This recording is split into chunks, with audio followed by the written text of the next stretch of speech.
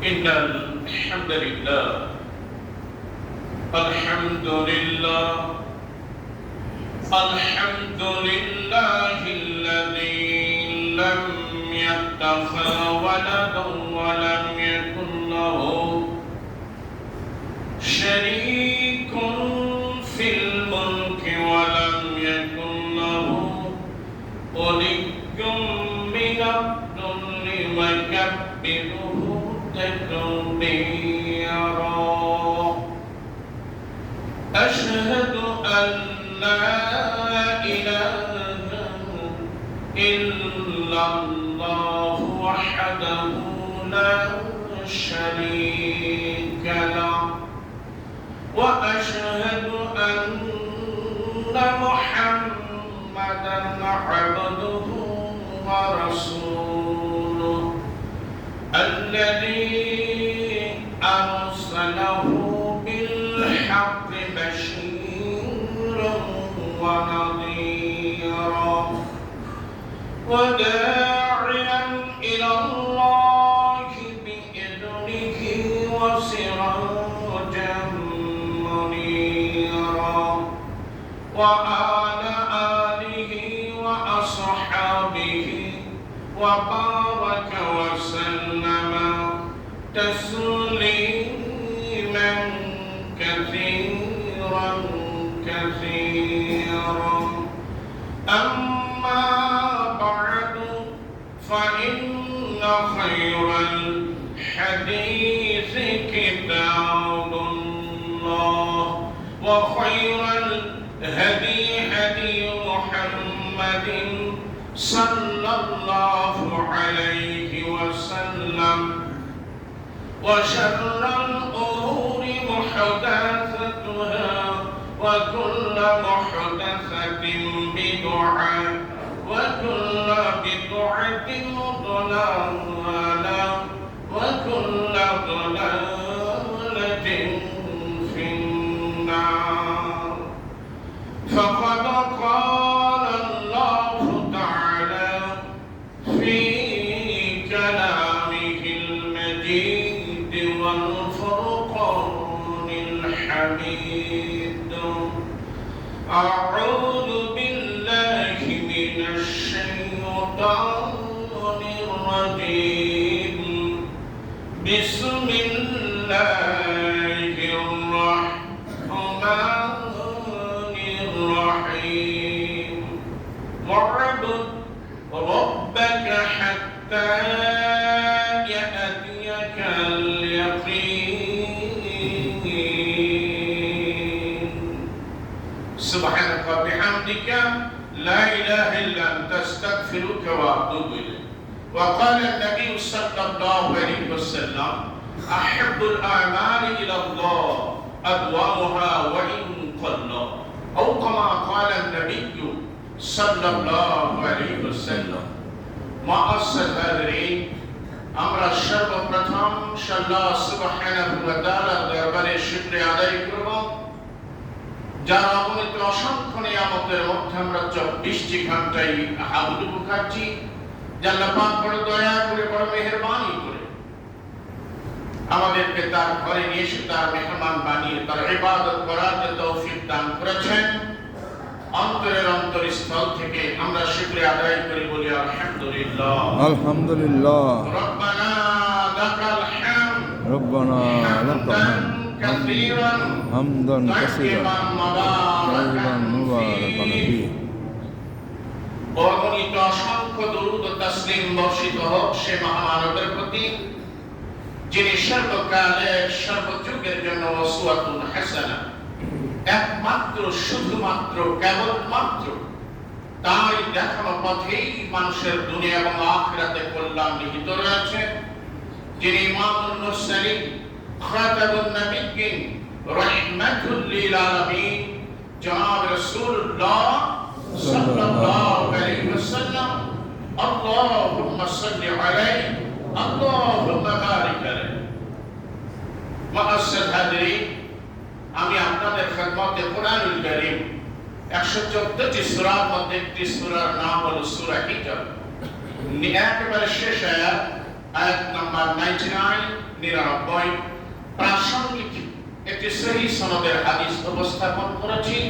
আলোচ্য বিষয় থাকবে শরীয়তের বিধান যেই দিন থেকে আমার উপরে অর্পিত হলো মৃত্যুর আগ পর্যন্ত সর্বক্ষেত্রে গোলামি হবে আল্লাহ। মাসআল হাজিরিন, আল্লাহ রাব্বুল আলামিন বলে দিলেন ওয়া'বুদ, ইবাদত করো, ইবাদত করো, ওয়া'বুদ রাব্বাকা, তোমার রবের, হাত্তা ইয়াতিয়াকাল ইয়াকিন, তোমার মৃত্যু আসা আগ পর্যন্ত সকল ক্ষেত্রে গোলামি করো আল্লাহ। মাসআল হাজিরিন, তবে প্রাসঙ্গিক একটি কথা বলি, অনেক সময় আমার সঙ্গেও ঘটেছে তর্ক বিতর্ক। আমাদের সমাজে কিছু আছে নির্বোধ, মূর্খ, পাষণ্ড, বর্বর, জাহেল। এর মধ্যে সেই ইয়াকিন শব্দের অর্থ হলো এমন এক পর্যায়ে যে মানে মানুষ যখন চলে যাবে, আল্লাহর গোলাম যখন চলে যাবে, তখন তার আর কোনো ইবাদত লাগবে না।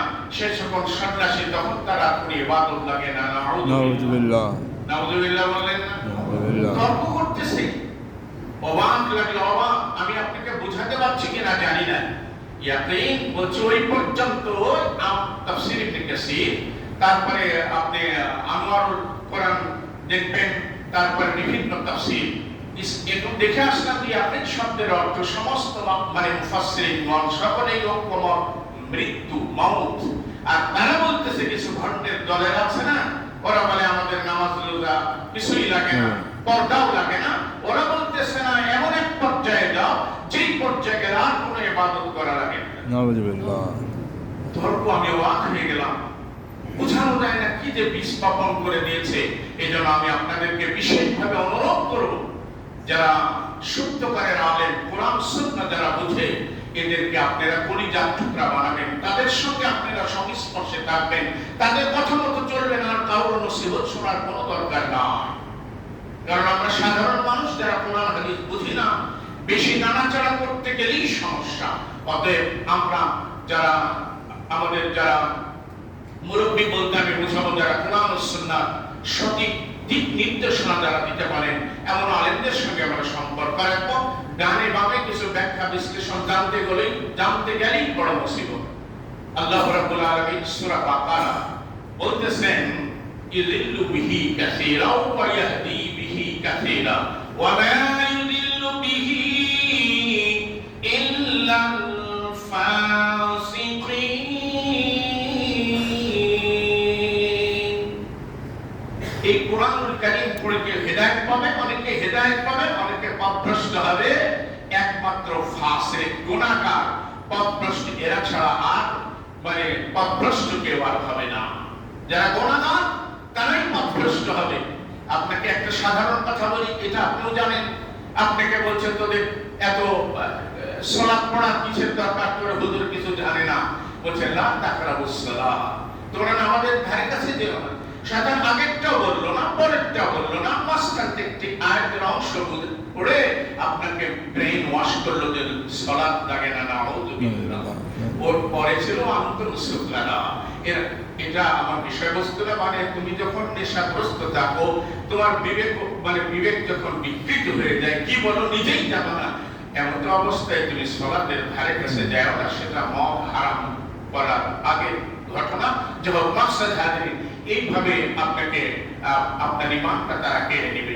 এবার একটু চল সূরা মুদাসসির, আপনি কারেক্টটাই আপনি বহু জায়গায় আছে, একটা দেখাই।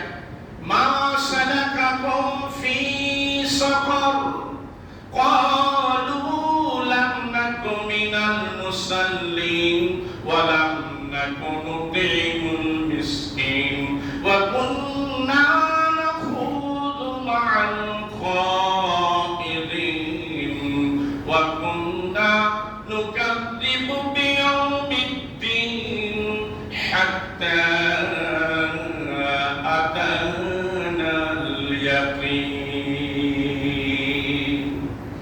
ওখানে না একটু কথা ছিল একটা পর্যায়ের ব্যাপারে। তাহলে এখানে কি বলবে, মানে আমাদের মানে এখানে মৃত্যু, কিন্তু ওরা হয়তো এখানে কি তাফসীর করবে যে আমাদের একটা পর্যায়ে আমরা চলে আসলাম, তখন আমরা নামাজ পড়বো না, মিসকিনদের খাবার দেব না, পরকালে বিশ্বাস করব না, তারপরে সমালোচক যারা কোরআনের সমালোচনা করেছে এই সমালোচকদের সাথে আমরা থাকবো, তাতে তর্জমা আনন্দদায়ী হয়।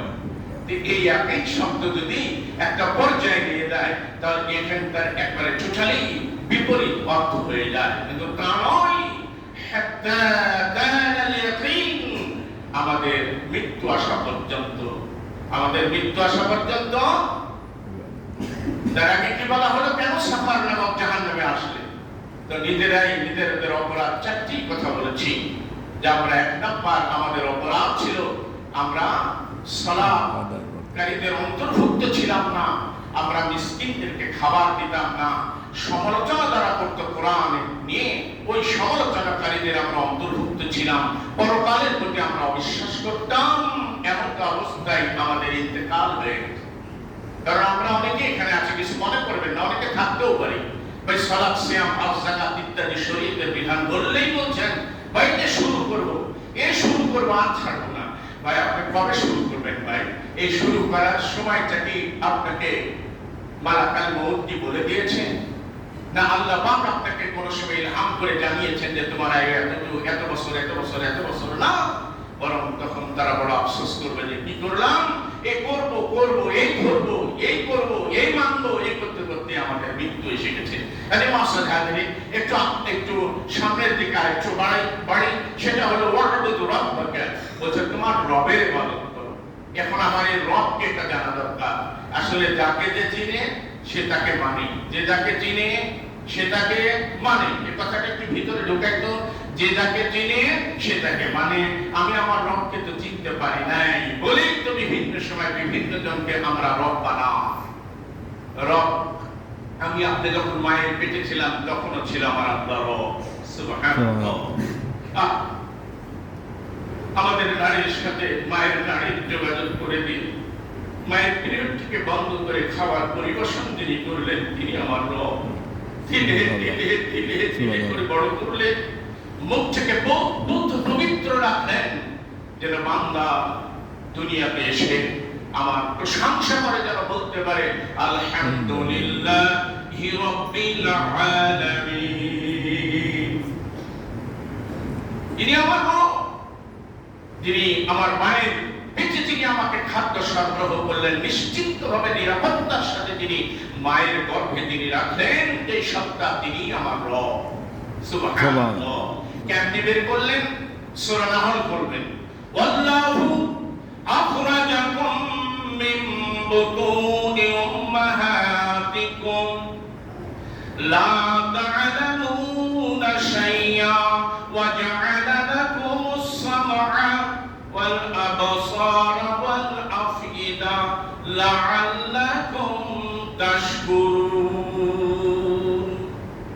আল্লাহ রাব্বুল আলামিন বলছেন, আমি তোমাদের মায়ের পেট থেকে বের করেছিলাম এমন অবস্থায় কিছুই জানতে না, লা তা'লামুনা শাইআ, শুধু একটা প্যাঁ করে কান্না করতে, সেটা আমিও করেছি, আপনিও করেছেন, সবাই করেছে।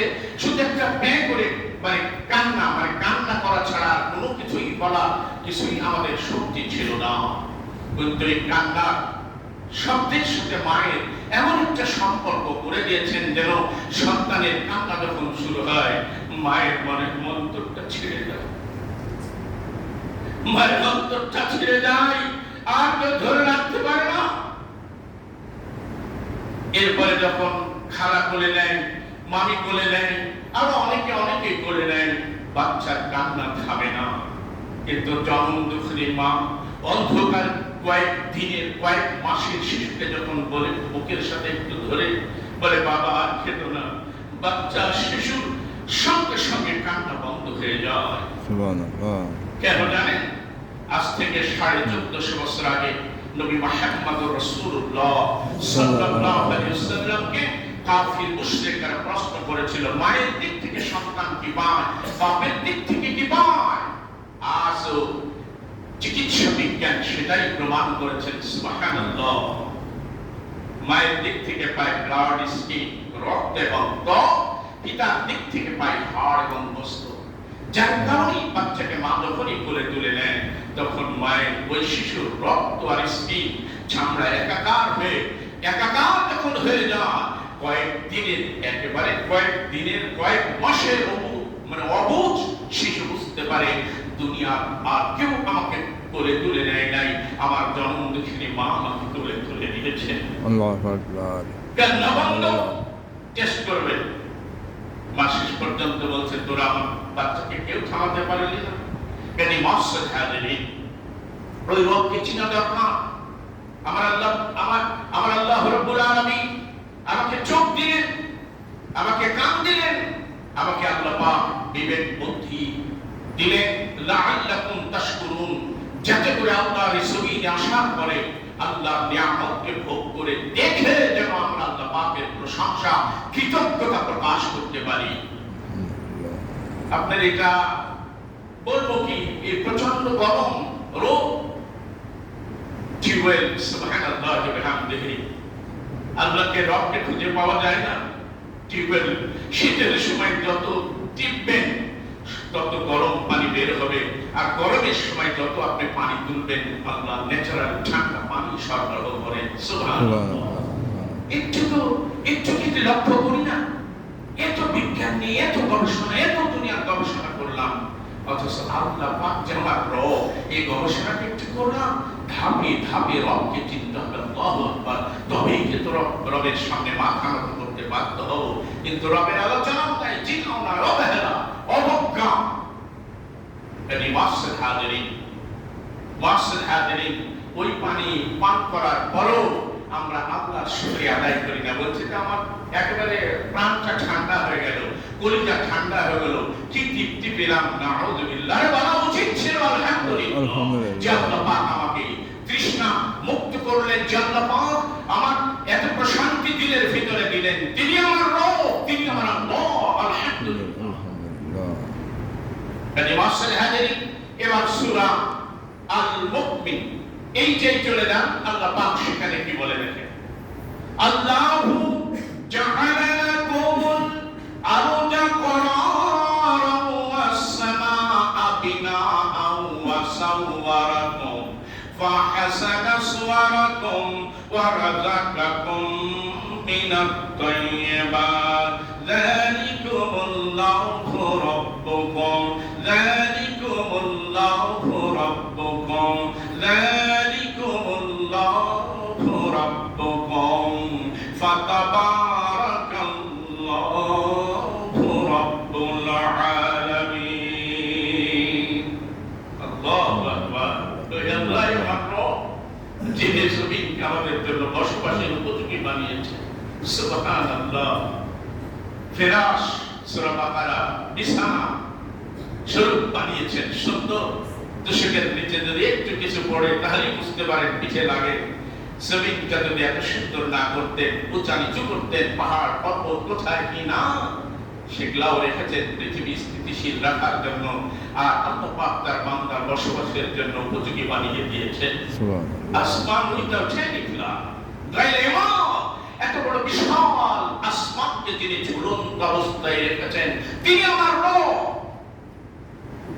অথচ রব খুঁজে পাই না। আস্তাগফিরুল্লাহ, নাউযু বিল্লাহ।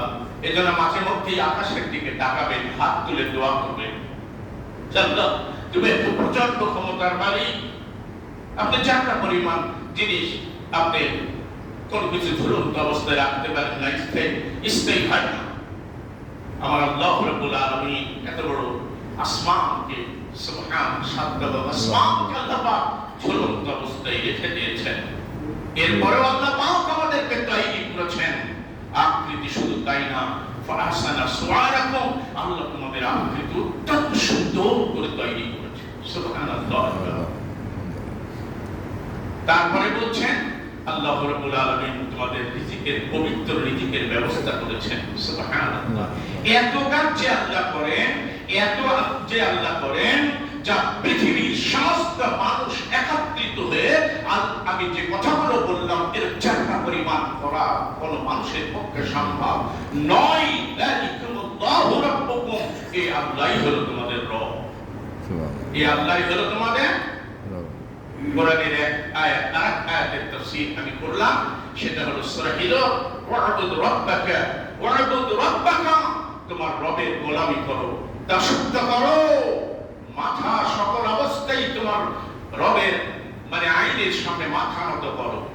কিন্তু মাসআদ হাদিরিন, আজকে আমাদের কি অবস্থা? নিজেরাই একটু পর্যালোচনা করলে, নিজের একটু আমরা যদি একটা হিসাব নিকাশ নিজেরাই করি তাহলে কি অবস্থা। আর গত জমায় তার আগে বলেছিলাম ওই একটু রিলেটেড আপনার সম্পর্ক যুক্তে চাই যে রমজানের মধ্যে সব মসজিদগুলো সব ভরপুর হয়ে গেল। প্রকৃত মুসল্লিরাই অনেক সময় জায়গা পায় না, তাদেরকে ছেড়ে দিলে আমরা ওয়েলকাম।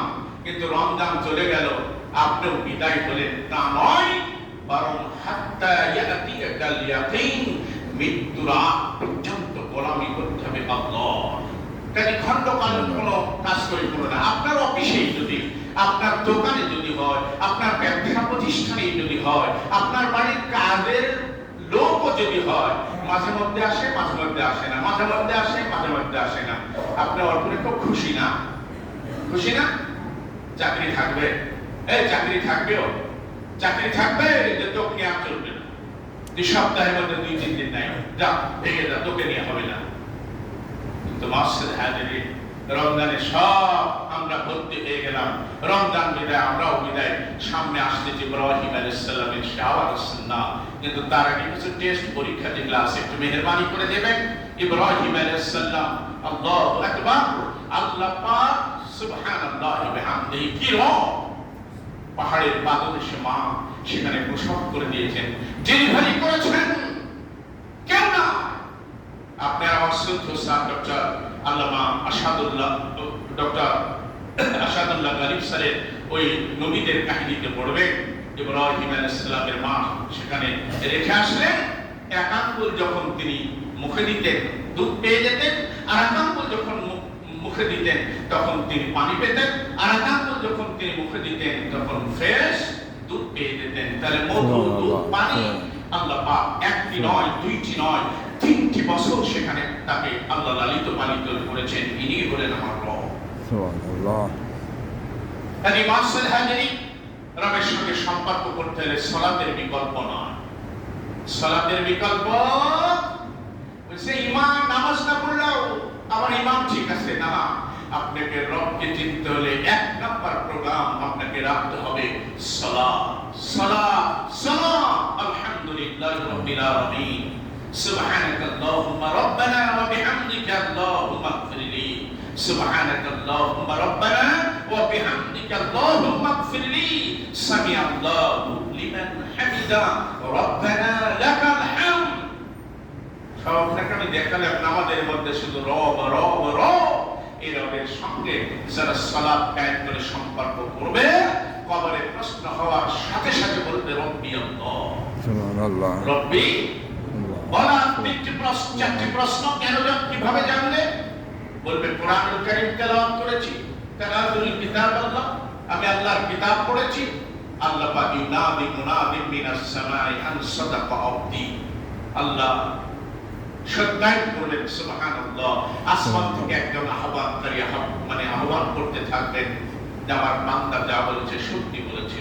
আফরিশুহু মিনাল জান্নাহ ওয়া আনবিসুহু মিনাল জান্নাহ ওয়াফতাহু লাহু মাওয়ারিলাল জান্নাহ, আমার এই বান্দাকে জান্নাতের লিবাস পরিয়ে দাও, জান্নাতের পোশাক পরিয়ে দাও, কবরের সঙ্গে জান্নাতের দরজা খুলে দাও, যোগাযোগ করে দাও।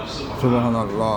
মাসআদ হাদিরিন, যারা এসির বাইরে আছেন, প্রচন্ড গরমে তারা আছেন, আর আমি সংক্ষিপ্তভাবে এটাই আপনাদের বলতে চাচ্ছি যে সকল ক্ষেত্রে মৃত্যুর আগ পর্যন্ত গোলামি হবে ওই আল্লাহ, সে রবের। কাজে মাঝে মধ্যে মাঝে এই ধরনের কোনো আপনি আমল করে কতটুকু সার্থকতা অর্জন করবেন আপনি নিজেই ভাবেন। তার আগের জমায় আমি কোরআনের কয়েকটা দলিল দিয়ে, কোরআনুল কারীমের কয়েকটা আয়াত দিয়ে আপনাদের বুঝিয়েছি। সমস্যা রয়েছে। قال النبي صلى الله عليه وسلم احب الاعمال الى الله ادومها وان قل او كما قال النبي صلى الله عليه وسلم, আল্লাহর কাছে সবচেয়ে বড় ওই আমলটা প্রিয়, আল্লাহর কাছে সবচেয়ে ওই আমলটা প্রিয় যা সদা সর্বদা করা হয়, যদিও পরিমাণে কম। বুঝাতে পারলাম না? বুঝাতে পেরেছি? যদিও আপনি এক সময় তাহাজ্জুদ আর 5 ওয়াক্ত আর তাকবীরুল্লাহ সব করলেন, আর হঠাৎ করে 5 ওয়াক্ত আর সালাতও নাই, তাকবীরুল্লাহ তো দূরের কথা, জামাতি আপনার নামাজ নাই। না, আপনি ওটাই ধরে রাখেন। আপনি কোরআনুল কারীম রমজানুল মুবারক মাসে আপনি কোরআনুল কারীম কয়েকবার তেলাওয়াত করেছেন। না, আপনি প্রত্যেক দিন একটি আয়াত আপনি তেলাওয়াত করেন, তার তর্জমা জানেন, তার তাফসীর জানেন, এটা ধরে রাখেন, ধরে রাখেন। না নইলে ওই যে কোরআনুল কারীম রমজান বিদায়, আমার কোরআনও কিসে ভাই, মানে কিসের উপরে, তাকের উপরে রেখে দিলাম, বলছে আবার রমজান আসলে তোরে আবার বলে দিব। না, আমার প্রতিটি মুহূর্তে আমি যখনই সুযোগ পাবো তখনই কোরআনুল কারীমের একটি আয়াত পড়ি, একটি আয়াত পড়ে তার তর্জমা তাফসীর জানার চেষ্টা করব। আল্লাহ রাব্বুল আলামিন আমাদের সকলকে যেন মৃত্যুর আগ পর্যন্ত সদা সর্বদা সর্বক্ষেত্রে আল্লাহ পাকের রব মেনে তার সন্তুষ্টি অর্জন করে এই দুনিয়া থেকে যাওয়ার তৌফিক যেন আল্লাহ পাক দান করেন। আমিন। ওয়া আখিরু দাওয়ানা আলহামদুলিল্লাহি রাব্বিল আলামিন। বারাকাল্লাহু লানা ওয়া লাকুম ফিল কুরআনিল আযীম।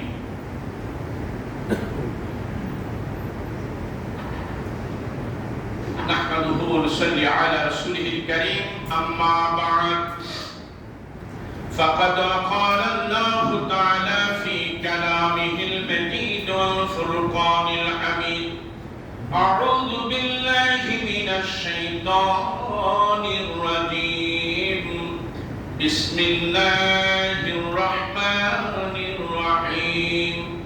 يا أيها الذين آمنوا اتقوا الله وقولوا قولا سديدا يصلح لكم أعمالكم ويغفر لكم ذنوبكم ومن يطع الله ورسوله فقد فاز فوزا عظيما.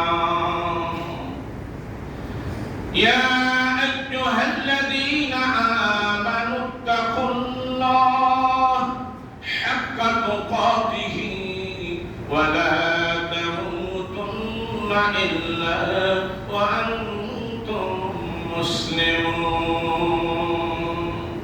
اللهم صل على محمد وعلى آل محمد كما صليت على إبراهيم وعلى آل إبراهيم إنك حميد مجيد. اللهم بارك على محمد وعلى آل محمد كما باركت على إبراهيم وعلى آل إبراهيم إنك حميد مجيد. اللهم اجعلنا من التوابين واجعلنا من المتطهرين. اللهم اجعلنا من الصابرين والصادقين والقانتين والمنفقين والمستغفرين بالأسحار يا أرحم الراحمين. اللهم إنا نسألك الجنة الفردوس يا أرحم الراحمين. اللهم أجرنا من النار. اللهم أجرنا من النار. اللهم أجرنا من النار. اللهم ارزقنا شهادة في سبيلك. اللهم ارزقنا شهادة في سبيلك. اللهم ارزقنا رزقا حسنا أنت خير الرازقين يا أرحم الراحمين. رب ارحمهما كما ربياني صغيرا. اللهم رب ارحمهما كما ربياني صغيرا. رب ارحمهما كما ربياني صغيرا.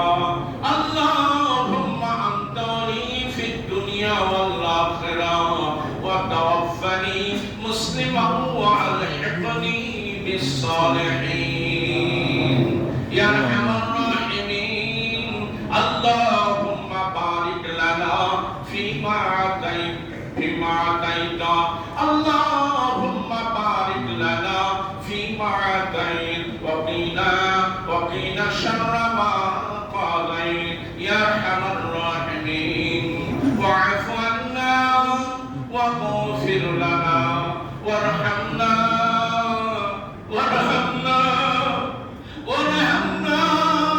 أنت مولانا فانصرنا على القوم الكافرين فانصرنا على القوم المشركين فانصرنا على القوم المنافقين فانصرنا على القوم المنافقين فانصرنا على القوم الظالمين فانصرنا على القوم الظالمين ربنا تقبل منا إنك أنت السميع العليم وتب علينا إنك أنت التواب الرحيم سبحان ربك رب العزة عما يصفون وسلام على المرسلين والحمد لله